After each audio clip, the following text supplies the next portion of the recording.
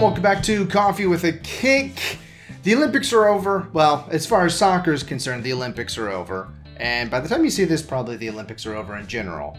But we've got the two medal matches for the men's to talk about, obviously. And then also the women's final we will consider here in a moment. But first, we'll just go ahead and talk about this bronze medal match. Not a lot to say for me personally about this one, Morocco and Egypt, mainly because it got over pretty quick. Morocco went up 2-0 by the 26th minute and kind of just continued to pwn Egypt for the rest of the match, ending up 6-0, which neither of us had, to be safe to say.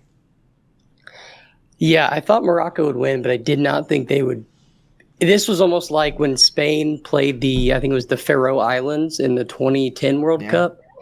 It just like every 15, 20 minutes there was a goal. Felt like Morocco always had the upper hand. But hey, good on them. They wanted it. Egypt didn't. 6-0 is a lot of goals to lose by. I don't know if Egypt will get that chance again to get a medal in the Olympics, but good on Morocco. It's good on Morocco. And, they were only a little bit annoying in that match. They still flopped plenty. But when you're winning 6-0, I think you can, you get a little bit more grace when it comes to that. And Rahimi, I think he got 2 goals in this one. He did. He ended with 8, I believe, in the tournament, which is very impressive. Yeah. I think if he hasn't already moved to a bigger club, this could get the bigger clubs looking at him. Certainly made himself some money in this tournament. Then we'll move to a more entertaining match. Certainly safe to say. The gold medal match between France and Spain. I was feeling so good about my pick, sort of. It was 3-3 by the time when the 90 minutes ended. So my 2-2 was already out the window. But still, there was a chance that we could have gotten all the way there. But it was a great match. Jean-Philippe Mateta saved France at the very end of things at the 90+3. And we got our penalty kick, which I did predict as well. Yeah. Yeah, France, Spain gets the first goal. France responds very quickly. Mm-hmm. And then... France then Spain. Opposite, yes. France gets the early goal. Spain responds very quickly. And then all of a sudden, it felt like it came out of nowhere. Those 2 goals from Spain to go up 3-1. Because I was watching the first 18 minutes, saw both goals. I was like, I'll click away from it. I come back in the 35th minute, 36th minute. It's 3-1. Yeah. And I'm like, what happened? And really, Spain rode it out the entire time. And France just at the very end got the itch for a goal. And like you said, Mateta, the savior again, at least for the time being. But I'll let you take the after extra time summary. Yeah, once we hit extra time, it was pretty open in the extra time. It didn't feel like some of these other matches we felt like they were playing for penalties. Obviously they weren't playing for penalties because they ended up, scoring 2 goals. But Sergio Camelo gets a goal in the 100th minute, so in the first half of extra time. Yeah. And France starts opening up at that point, and there were some pretty nervy moments when they were pressing that they were managed to either Spain didn't capitalize on, or France was able to make a save or make a good tackle to mitigate any further issues. But finally, the press did break, and 120+1. There was a bonus goal for Camelo there to get it to 5-3. Really, the 5-3 doesn't read the match. It was a very tight match all the way. 4-3 is more appropriate for what this was. But when you get into the finals, you try to press a little bit harder, and that caused it to go one more down for France.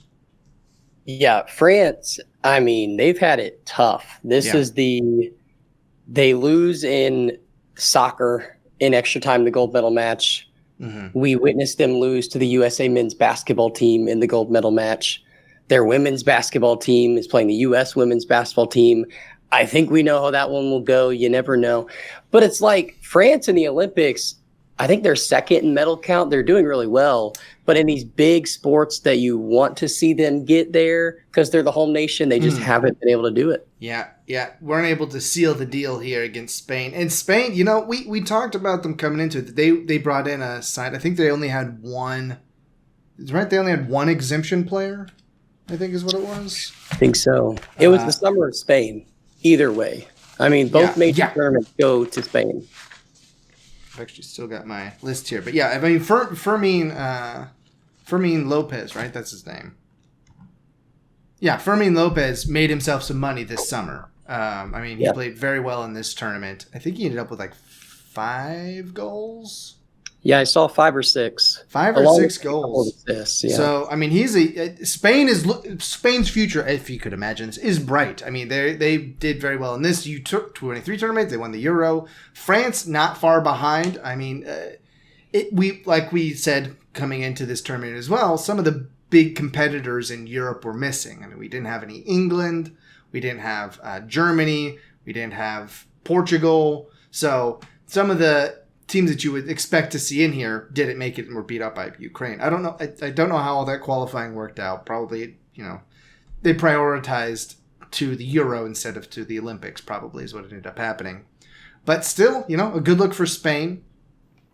And that brings us then to the last match that we'll briefly touch on, that the women did win gold. USA women did win gold over Germany, 1-0 victory late in the second half. Brazil.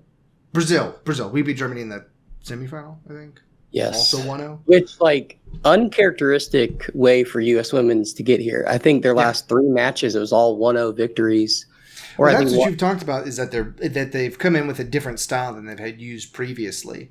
And it kind of is showing in this tournament, obviously. Yeah, they're a young team. I think the average age is 25. Which in the women's side of the Olympics, you don't have to have there's no U23 age. It's just anyone can join.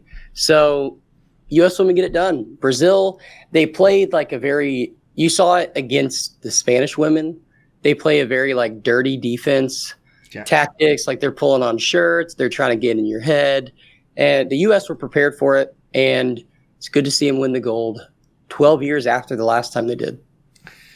That's a long time for the U.S. to not win a gold in women's soccer, considering how dominant that our team is generally. But that wraps up our Olympic coverage here. Next up will be our Premier League kit review episode. I mean, the Premier League is almost here. We're less than a week away at this point from Premier League action. It is coming up it's on the heels of this action here. So until we get over there, why don't you go ahead and grab your coffee, watch some soccer, and we'll see you on the other side.